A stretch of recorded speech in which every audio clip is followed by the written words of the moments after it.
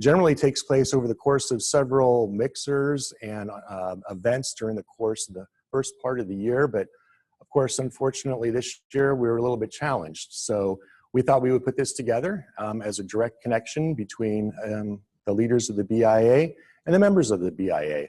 So hopefully you have some questions ready to roll. And all we ask is that you please utilize the gallery function of Zoom. And if you have a question, go to the Q&A function at the bottom of your screen. That will go to Angela, and then she will go ahead and send the questions over so that we can pose them to our executive committee and get their feedback and input. Before we get started, I'd like to offer our thanks to our sponsors, California Trust Frame, Entrusted, Harris and Sloan, Interior Logic Group, Landscape Development, Inc., Lighting Solutions, Mass Mutual, Northern California, Residential Design Service, Wood Rogers, and Zero Company. So with that, I think that most of you are very familiar with who the leaders are of our association. These are folks that have been on the board for generally 2 or 3 years, and then they go into the ladder. And the ladder is the ascension up to the chairman, which this year is, of course, Aaron Bazzacco.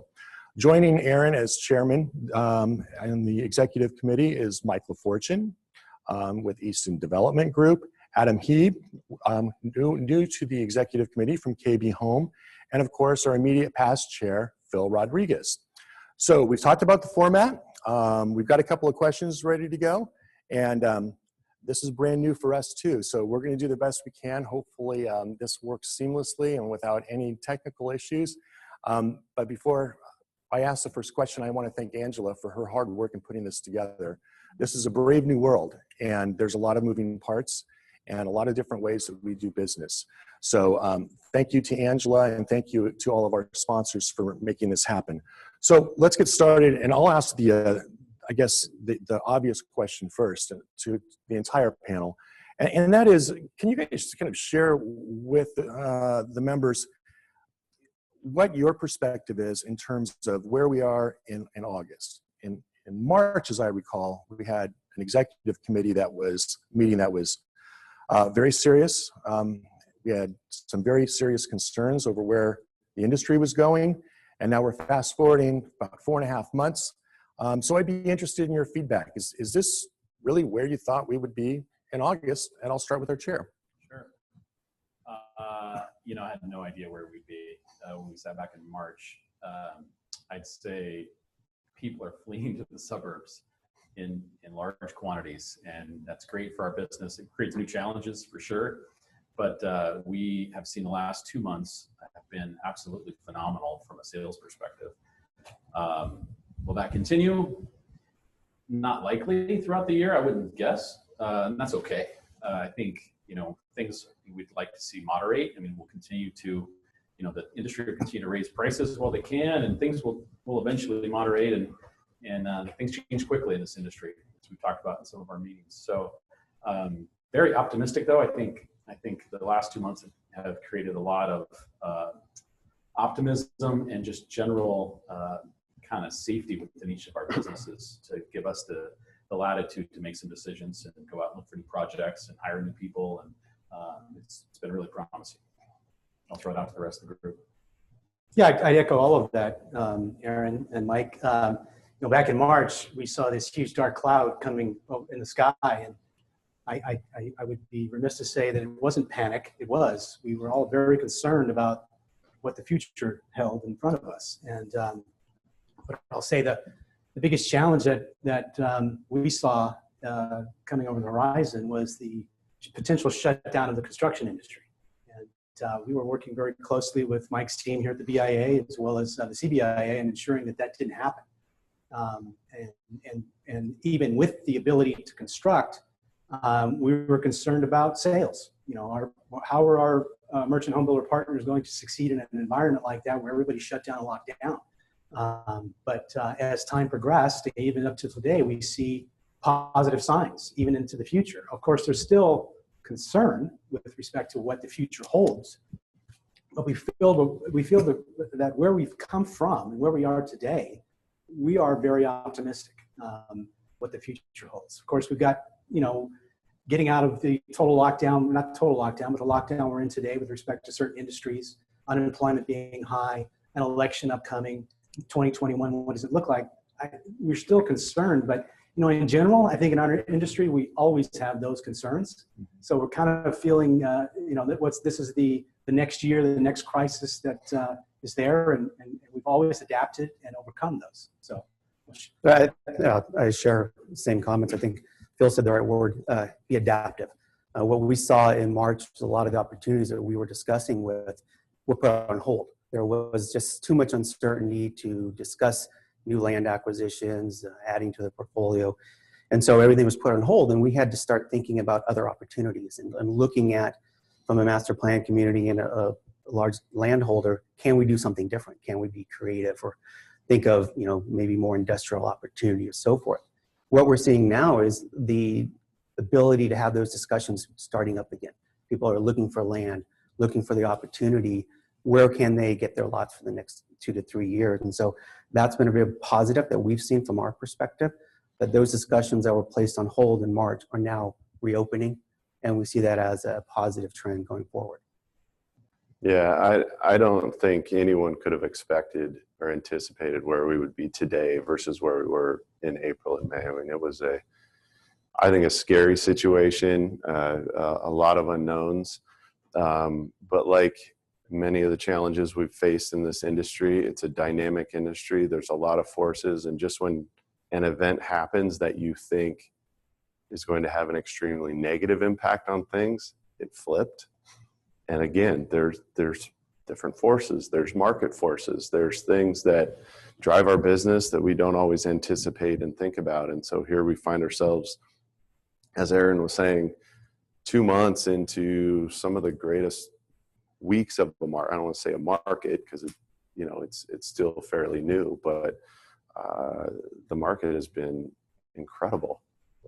And we've had some extremely strong weeks of sales. The demand is at levels I don't think anyone could have anticipated. And we definitely have some bogeys on the horizon as far as an election and where things go with the pandemic and COVID. And but I think the future is fairly bright for housing, and especially suburban housing and housing that the submarkets of Sacramento feed. So.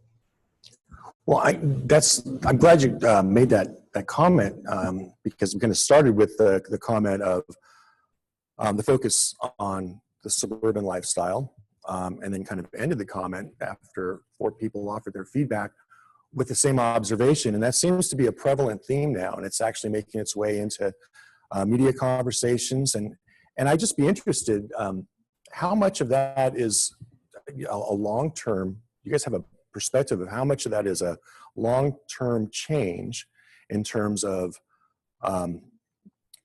attention to the suburbs, attention to single-family homes, and a concern over density, and how much of that is kind of just a here and now? I mean, do you have a gut reaction to that? Because I'm sure that studies are in the works and all of that. It's awfully early, but being pros in the business, what do you think? I think while we're in this uncertain time of with the pandemic, I think it will exist. I don't think urban life is dead. I think people still long for that. I think I do to some extent, right? I mean, I think normal people like to have opportunities for entertainment and restaurants, and just that everything being close and living in that environment, I think is desirable for a lot of people. But right now, there's bigger concerns. And I think people are looking for space. They're looking for cleanliness. They're looking for healthy homes. They're looking for, and there's just more supply as you get out into the suburbs, right? So there's more opportunity to find that. Yeah, I mean, I think it's always hard to tell longevity of a market, but we've certainly seen those cycles within this industry as people, there's the urban movements and the suburban movements. I think right now we see people looking for space, security. Some of that's driven individually, but also for families. There's the element of the ability for us to use technology as we are today and work from home. And as some of these larger employers move towards whether it's a temporary or a permanent work from home offering to their employees, I think that also plays into this and gives it legs and gives it the ability to be a more lasting movement within our industry. So, Yeah, I think there will be a long-term, I mean, every challenge creates an opportunity. I think there will be a long-term change in philosophy. I think people will be mainly, as Adam mentioned, I think what we're seeing from a lot of large businesses that are looking for office space or no longer looking for office space, their employees can work from home. Their employees do not need to be in a dense urban area, especially with high pricing. And so if more of their workforce can work out in, suburban areas, that creates more of a demand for housing. And I don't see that trend stopping. Large companies are spending too much money on rent on a physical footprint. If they can disperse the workplace out, due to new technology, that's going to drive more people into our markets. So I think it is going to be a long-term trend. How much, percentage-wise, we don't know. But I do see it as a great opportunity for our marketplace. Yeah, I'd agree. I mean, the urban setting, those big metropolitan areas, that's not going to go away. They're still an attractive for those who like that lifestyle. But I think what's going to happen is submarkets such as Sacramento are going to be like a magnet. They're going to start pulling those people away that are on the fringe. Right now, well, not right now, but in past, if you wanted that unique job, it may have only been located in those urban markets. So you were somewhat forced to live there. You enjoyed it, you liked it because you had liked your job. Now with the ability of remote work, I see it as people can say, well, you know what, I like suburbia. I actually liked it more, but I had to tolerate the urban setting. So it's depending upon what is that percentage of people that will be more attracted to the suburban market. It's unknown, but I see a huge potential for that. Right. I think, and specific to Sacramento, you see and hear, I mean, obviously the Bay Area is an economic hub of activity based on, technology, jobs, whatnot. And you hear and you see a lot of, we're going to Boise, we're going to Montana, we're going to, name your place that you've dreamed of living. Like people are doing that now because they can. The benefit, I think, from Sacramento is you're still within a quick shot to your home office, so the home base of your company or organization. So while they get that suburban lifestyle, they get out, they get to a smaller community that's still vibrant, has opportunities, has a lot of different variety of housing opportunities. They're still within, if they needed to, once a week, once a month, whatever that might be, to make that trip into the Bay Area, into the mothership, if you will, and it's not a big hassle or burden to make that happen. So, and just there's been 3 news stories on that very issue in the last week. That it's that outer ring, that you're still close where you can drive once a week. It's not terrible. It's terrible once a day, but once a week you can do it.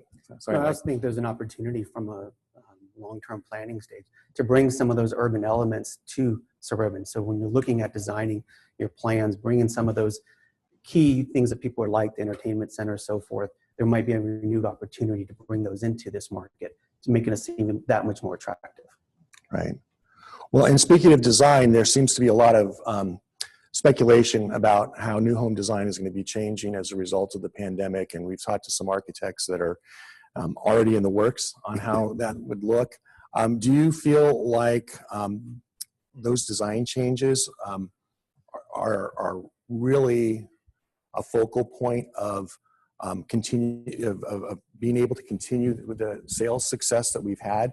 In other words, by building new, different designs that reflect concerns of the pandemic, that we'll be able to extend this run even further.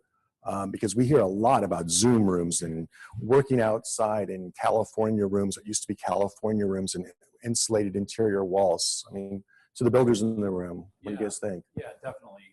I think we were already as an industry moving toward a lot of that. We home office, California rooms, obviously all desirable things before, but even more so now, more of a focus. Those things will, we will adapt, but I think that's really subtle. They're not major changes to how the way our houses are designed.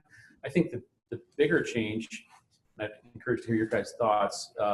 The features in the home and healthy features, filtered water, stronger air filtration, the antibacterial lights in the bathroom, fans and fan lights in the bathrooms. We're looking at a lot of that stuff, and I think that's where people are going to technology and just having technology set already for you in the home. So I think it'll be a combination of the two things, but that will drive a lot of people to buy a new home. Great. Yeah, I think as it's done with technology in general in our lives, and it's accelerated some of those things that Aaron mentioned.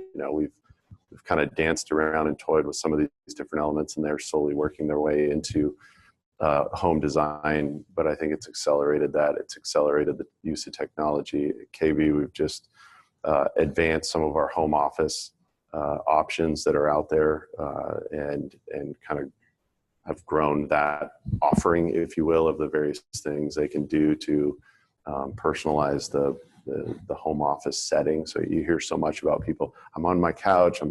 we were just talking about his wife trying to teach from the bed, so she goes to the class. It's like people need that space, right? That is a place to kind of self-isolate, right? And focus on work. And so.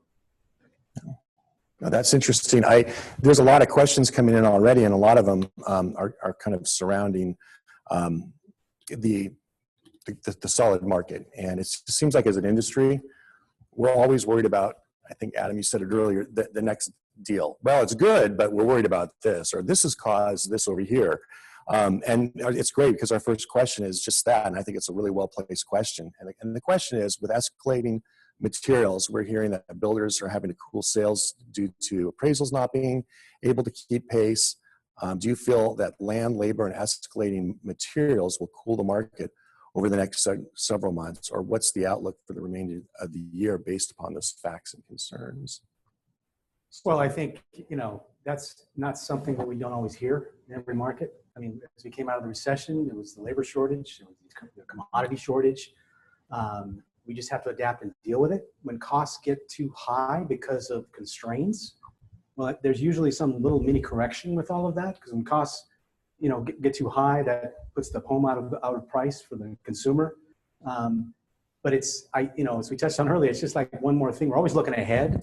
I think we're all thick-skinned enough to know that, hey, that just because we solve that issue, we're good as gold for the next 3 to 5 years. No, thank you. It's like the new year shows up and we're all excited about the new year, but we're like, what's in the next legislative session? It's all Right. Challenge. Yeah, definitely. Yeah, I think, and we are seeing that where lumber is as high as it's ever been. We're shortage of appliances nationwide, but there's always a challenge. We're always fighting through those challenges, and like Phil said, it's not new to what we deal with. So. Yeah, I think as the market heats up, also, simple getting building permits, and you're dealing with different cities and counties, and some are working, some are, a variety of different setups. Some are more accessible than others. Some you can get a day in to, but it's a challenge to get, and you can see some of those sort of pinch points coming in the industry as things have turned around so quickly. That's also a great point too, as we've seen in the past. As the market gets good, jurisdictions start applying on more higher costs, applying on more regulations. Now is the time we have to stay as diligent as we can to pushing back on those regulations, pushing back on those fee increases, because every cost adds up to the bottom line. And so we have to stay, even though market is going well now, we have to stay very diligent and working on pushing back on the jurisdictions so they're not seeing fee increases, regulation scope, push back local, push back on the state. And so that's why it's so important that we stay strong as an association, work with the CBA to help on that, because labor is going up, materials are going up, costs are going up, fees are going up. So this is an interesting question, and it kind of goes a little bit to what Mike's alluding to. It's kind of the reputation of the industry, and there are some, I think, that believe, I'm one of them, that our reputation has only gotten better as a result of being able to keep people working during a pandemic, a very scary time in a very safe way, by the way. There's studies, of course, that our friends at the State Association did that indicate that working outdoors is actually safer than sheltering in place, which, if you really think about it, it kind of makes sense. As long as you're doing your social distancing, that makes perfect sense. So the question is, since we were fortunate to be able to keep 50,000 people employed here in the Sacramento region, do you think that there's any chance that our local and state governments might have a better appreciation of the value and the scope of our industry? So I guess it's our opportunity to be cynical or to be positive. I don't know. I think we'd all like to believe that. Yeah. I think that there are many jurisdictions who are appreciative of the industry, period, right? There are others who may be on the fence of like, well, I don't know if that is as important, but the fact of the matter that we still have people working and building homes, that's huge. It has actually helped local governments because we're actually at their doors, Adam described, trying to get a building permit, trying to get something, keeping the staff employed at these local agencies, but also the ancillary effects, these businesses are still open around that serve the home building industry. That's huge. But that said, I'm not, I don't believe that everyone is on board that our industry is the ace, right? So, I quit thinking about unicorns and butterflies and magic carpets, but, it is what it is. But I think this has helped because we've shown that, hey, this industry is valuable. It means something. California has a housing shortage. Back in March, it was why is there the potential of shutting down an industry when we've got an underlying problem? That resonated with those decision makers. Like, oh, we think you have a point. So that helped.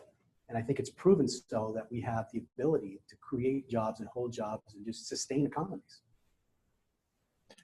It seems like, whenever I have the opportunity, I always, and I would encourage all of our members to do this, thank elected officials and senior staff at counties and cities for basically recognizing that we are an essential business, and then kind of connect the dots, as I always like to do, to this, fact that a robust recovery is somewhat connected clearly to our sector.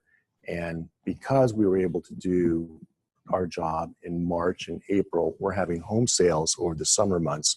And conversely, that we need to continue to build now so that we can meet that demand in the future, because there are people that do have an observation that, everything should shut down. And, we have to remind gently and I think compliment at the same time for the previous ability to build those who have made those decisions, because just to our west, they shut down in the Bay Area, of course, for I think it was 7 weeks, something like that, and it had tremendous impact right now to the ability to move homes. So there's a couple of energy questions, which does not surprise me at all. So I guess that I'm trying to kind of consolidate these into one, but what are some of the greatest challenges with complying with the state's zero net energy law? And then second, how significant is your concern over the focus on all electric homes in certain cities within the state of California, and natural gas ultimately going away in the shorter term than we anticipated? So kind of a multifaceted question. So I don't know who wants to take that. That's kind of I think we all want to answer that, but I'll go I'll take the first part.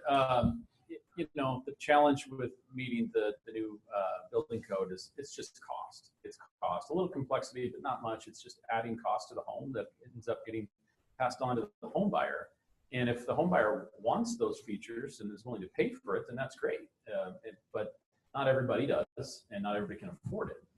And that's really it. And so it's always hard. I'd love for everybody to have a choice in what they buy, right? Mm-hmm. So it's just eliminating that choice for people and making them, buy certain things in the home, whether it be, stronger insulation, an insulated attic, whatever it may be. And there's various ways you can get there to meet the criteria.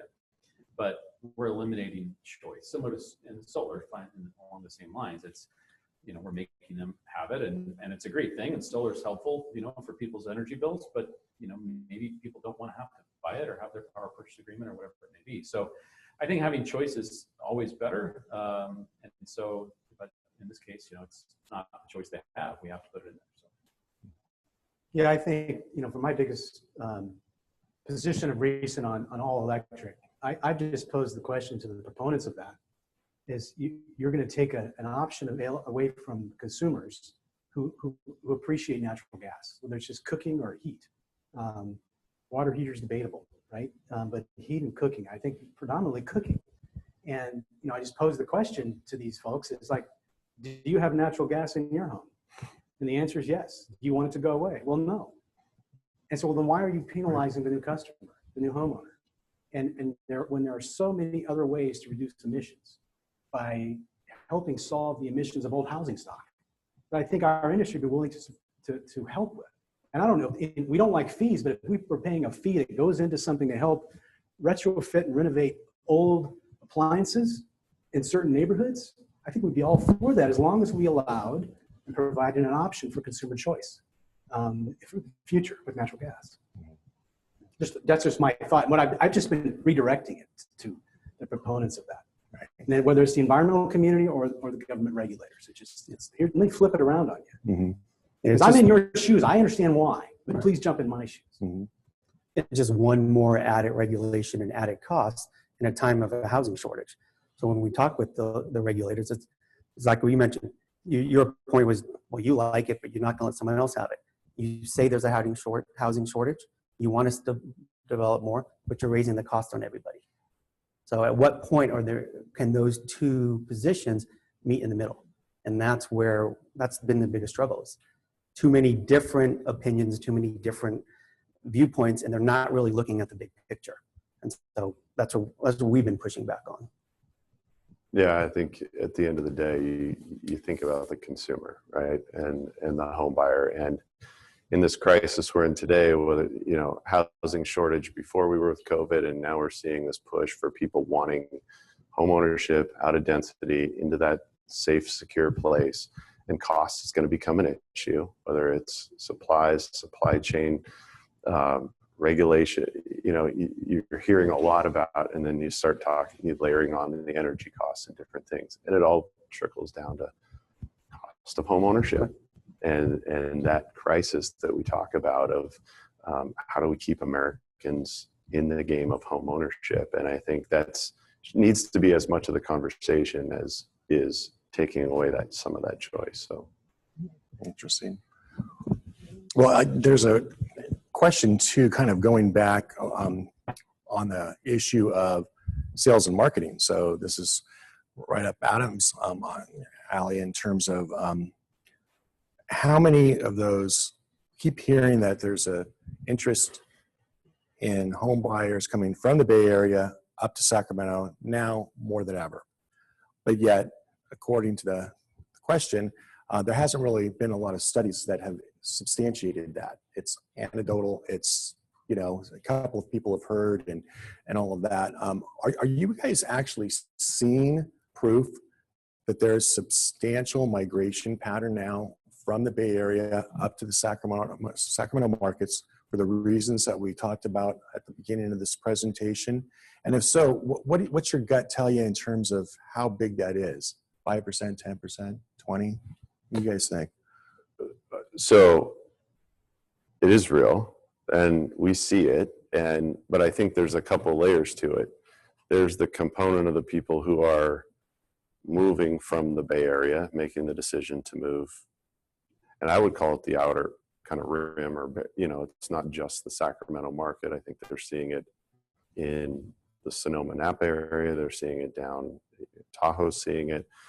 But it's also the people who already lived in Sacramento, but were making the commute or had been renting here or living in different areas. And now they can really put down their roots here because they feel more comfortable with the work from home and their companies allowing them. But we are seeing it. We're seeing increased levels of Bay Area traffic. There was also a recent study, Redfin did the cities with the most net in migration. So people moving in from other areas. Sacramento was number 2 on that list, second to Austin. And the largest area metro area feeding into our market was the Bay Area. So it's real. Yeah, I echo all those comments. We're seeing the same things. Definitely increased traffic. We've always had Bay Area migration, right? I mean, it's not something new to Sacramento. So it's always been there, but how much is it's increased? It's hard to put a percentage on, but it's certainly increased. And the data Adam just shared, I think, represents that. Yeah, in our surveys, of all of our communities, and really just where we're not, we're always looking for new opportunities as a land developer. We're reaching out to our home builder partners at their new home subdivisions to determine where's the traffic coming from. And the general census, as Adam and Aaron have explained, is that we're getting a lot of Bay Area folks coming and looking right now. And so, we always hear that. Yeah. But now it's at a higher level. So we're hearing it, and because we always want to make sure we're ahead of the market. We want to know what's going on right now, what's coming in the future. We're hearing it from the employer side as well.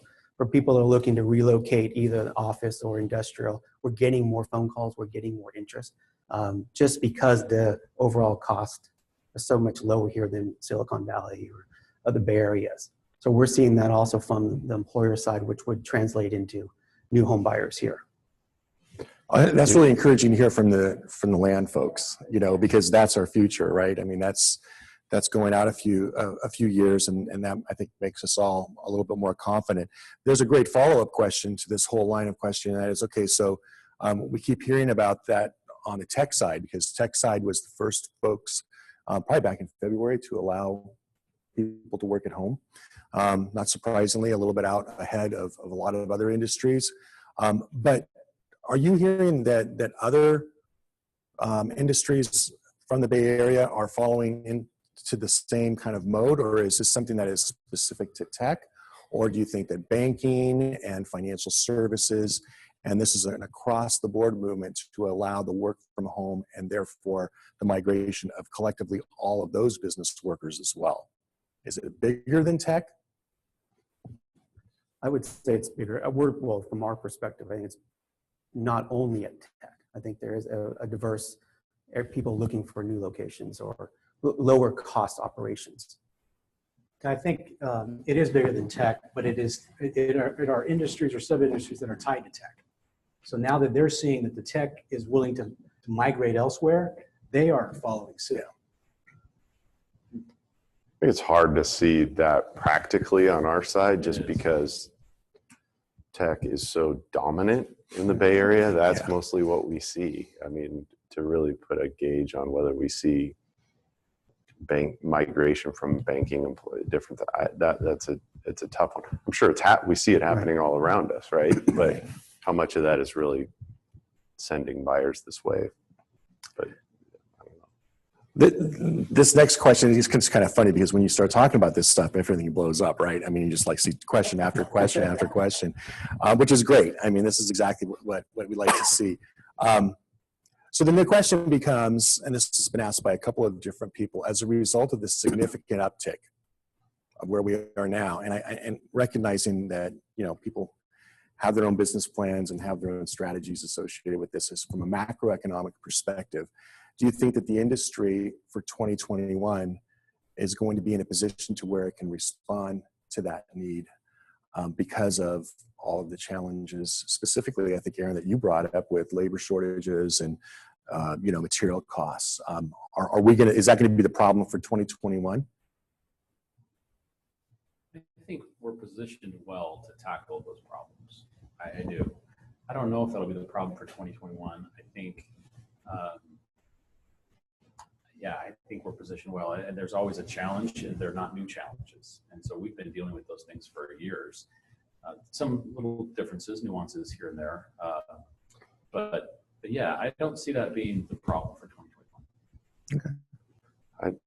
I'd like to think that whatever 2021 brings, it will be better than 2020. We set a low bar in 2020. Yeah. A lot has happened this year. I mean, I think it's, again, we're all going to need to figure out if the demand continues and is there. All these new processes, whether it's dealing with the cities, dealing with the trades, dealing with supply chain, those need to be solved. They need to be, efficiencies need to be found, and people need to adjust to the new, whatever that new normal is for their part of the machine. Yeah.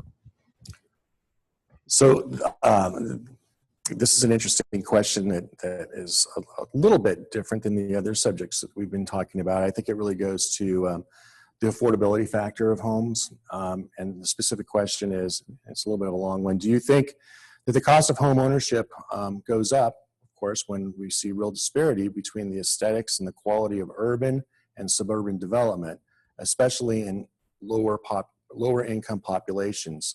How will this impact social issues? That's a really heady question. In other words, we're seeing things increase just in terms of, as I understand the question, aesthetics and regulations and, all of the new requirements.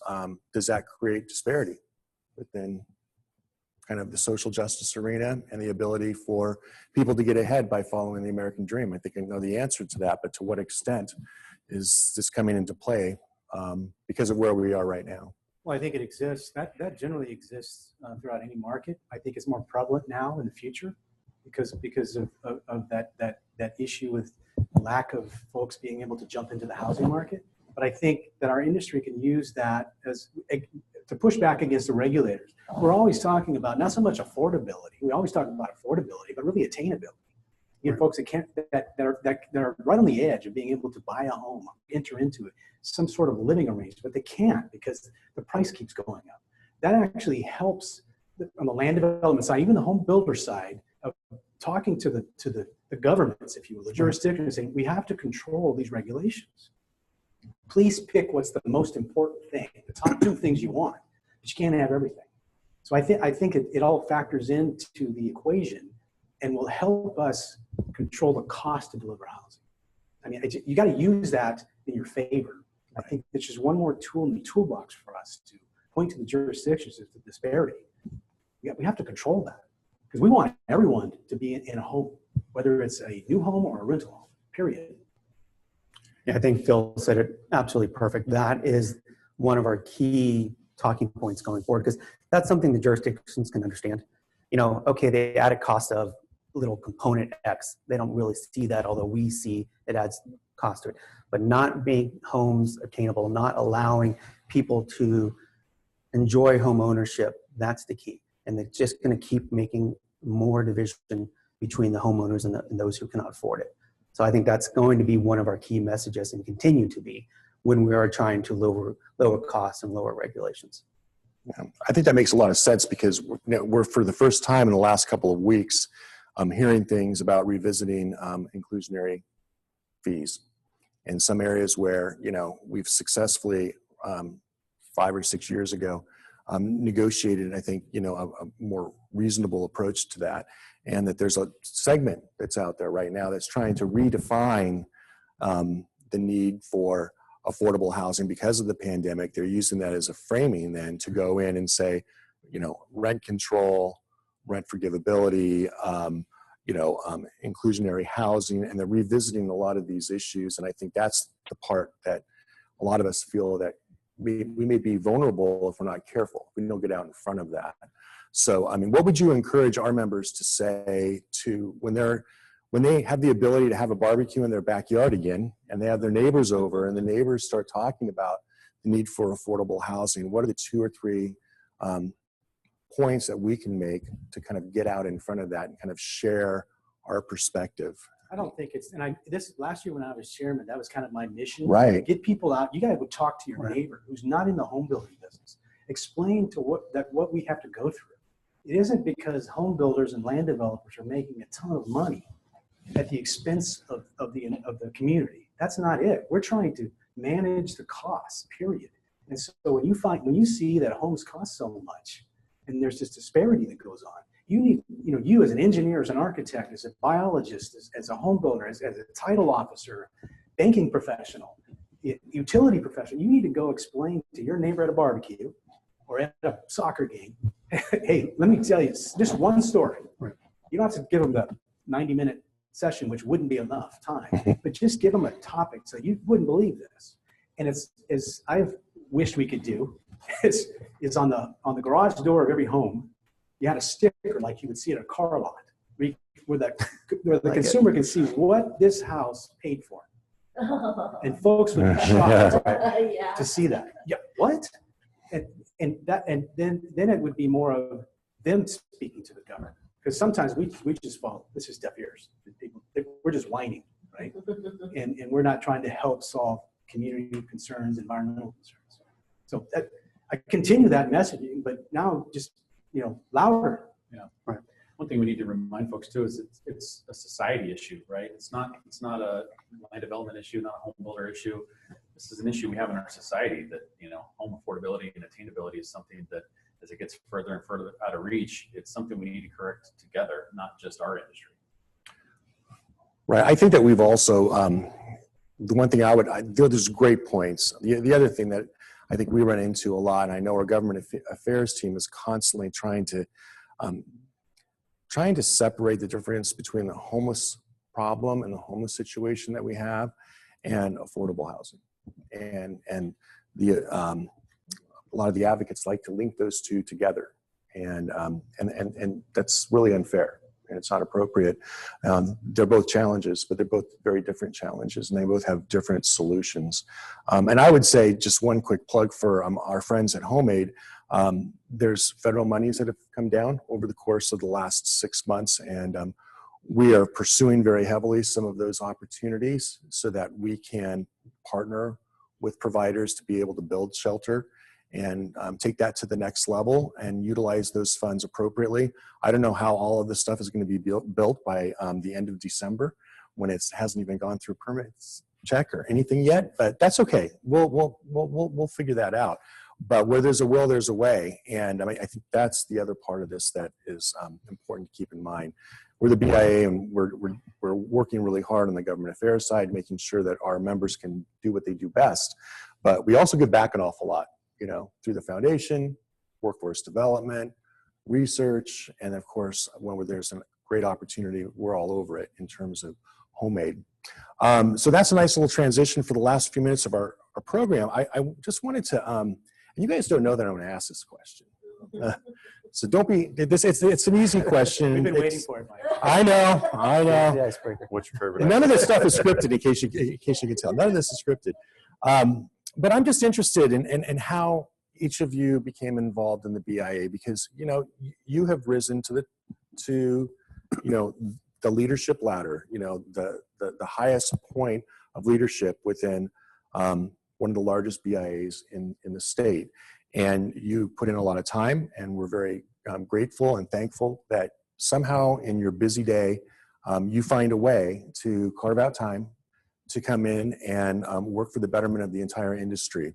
So one, I'm interested in how you got involved in the BIA, and two, how do you find the time to do it? And I'm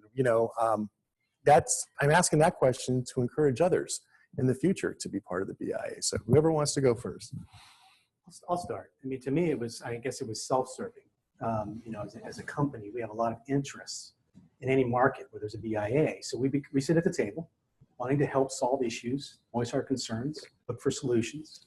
But as the years I've been on the BIA, just in council meetings and whatnot, and saw the leaders ahead of me and all of their efforts and what they've done, I felt a duty at some point to join the board of directors, to give back. I saw what others had done while I was sitting lower level, watching all of them, right, looking up like dads and grandfathers and whatnot. But then it just led to the executive committee. And for me, it's always been about serving our industry, giving back, giving the talent that I have, the opinions that I have, the rants that I have to help cure issues.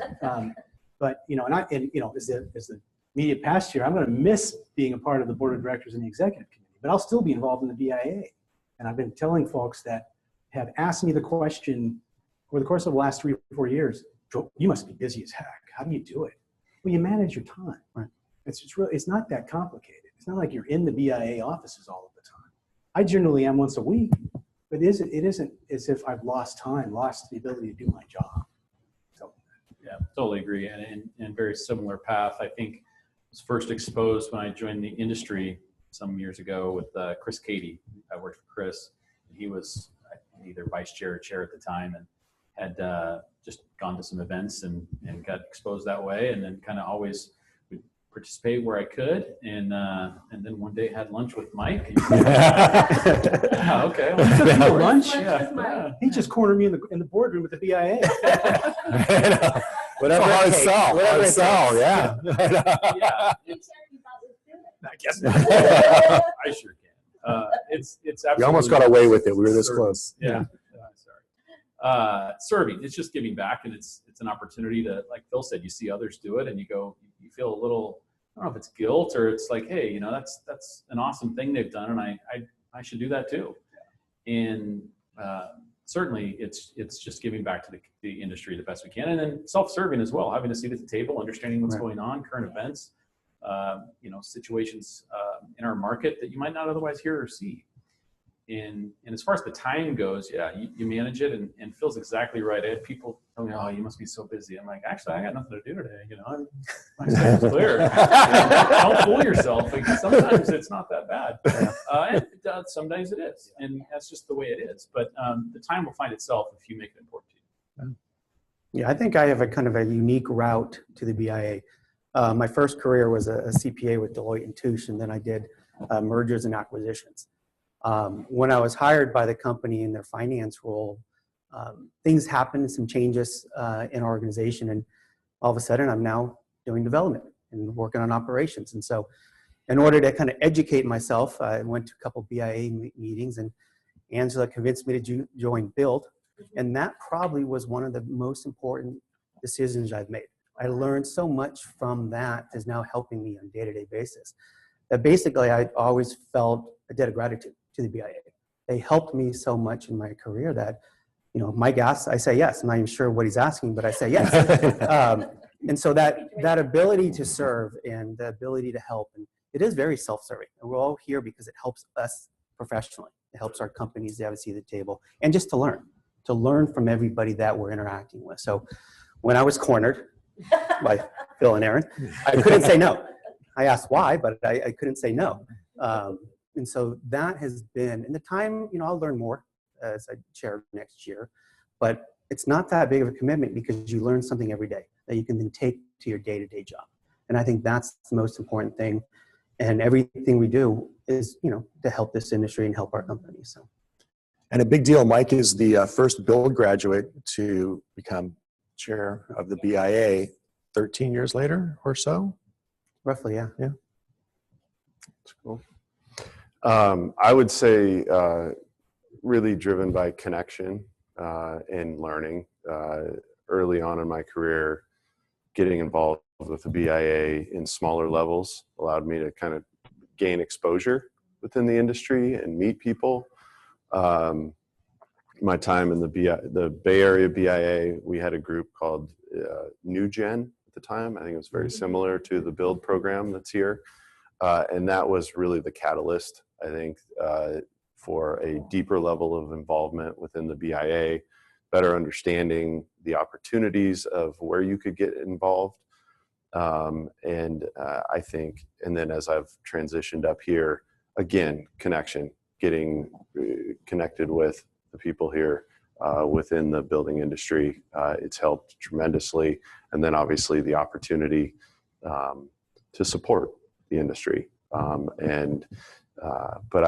my encouragement to others would be, because it's going to ebb and flow throughout your career, whether it's I've only got an hour to give this year, or I've got an opportunity to give a deeper level commitment.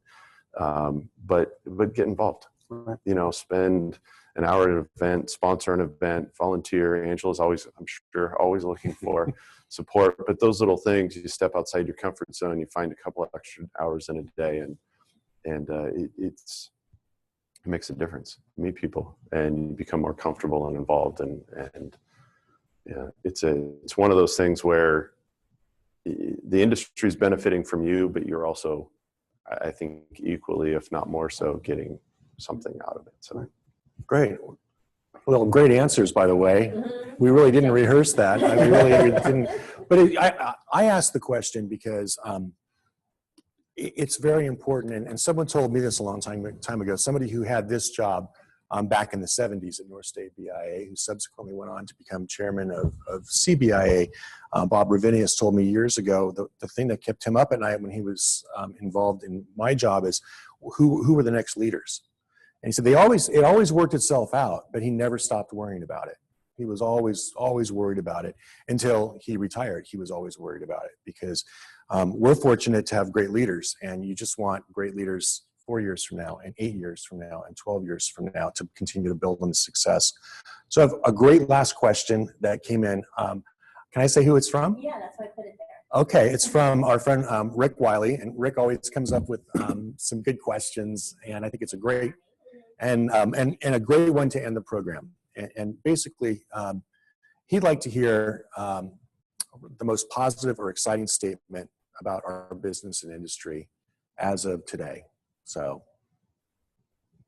let's start. Phil. Everybody's. All right, he's looking at Phil. Yeah. The easy thing is to say we're all still employed and our industry's doing well. But I always look to the future, you know, land development, what's next for our home building customers. We are still doing that. We are, as a land development company, as aggressive as we've always been. You know, we haven't shut down any project in particular. We're still looking for new opportunities elsewhere. So in our minds, our forward thinking hasn't stopped. And it hasn't stopped because we see what's going on today with our home builder partners. They're still building homes and selling homes. And we still see opportunities in a lot of different places. The dynamics are changing as to where's a good opportunity, but they're still there. So we're still looking. I think to echo that, the best sign to me is the active community count is highest it's ever been. And what we can offer people that want to live here, we can offer them more than we've ever been able to offer them. Now they're certainly buying today, and they hopefully continue that trend in months to come. But what we can offer is as much as it's ever been, which is an awesome place to be for us as an industry. I think it's a sense of pride and optimism in the future. I mean, we were able to stay afloat. We're able to strive in this environment. We're going to create great new opportunities. We're going to give people the opportunity for home ownership. That's a legacy that all of us are going to be a part of, and that's exciting. Yeah, I think in our industry, we have the opportunity to make a difference. In society's kind of at a crazy point right now, whether it's the pandemic, some of the social issues, and I think people are looking for security, a sense of security, and home means a big deal to a lot of people, and that's that resurgence we're seeing in the market. And if that continues, and we've got the opportunity to make a big difference in a lot of families and individuals' lives in the coming future. So that's exciting. No. Great way to end it, and a great question. Thank you, Rick, for the question. And thanks to our executive committee. Again, I know that, having to come downtown and start your day, doing something that you have never done before, this is all new to us. We're getting used to it, and I think we're doing okay. But thank you for spending time today and kind of sharing your thoughts. And thanks to the members for joining us as well.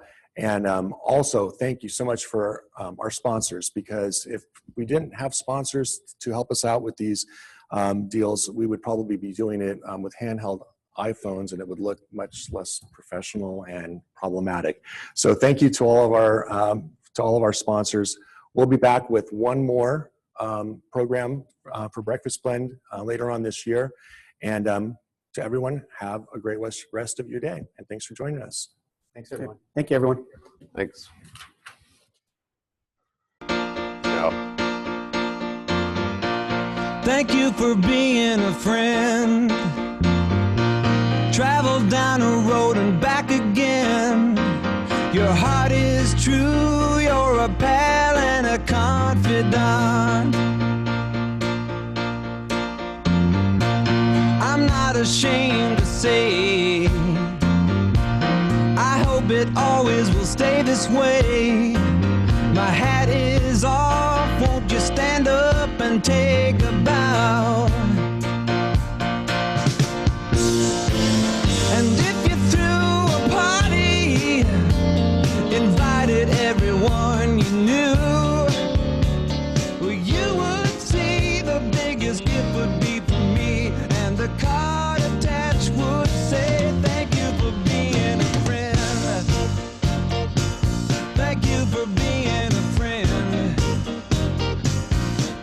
for being a friend. Thank you for being a friend.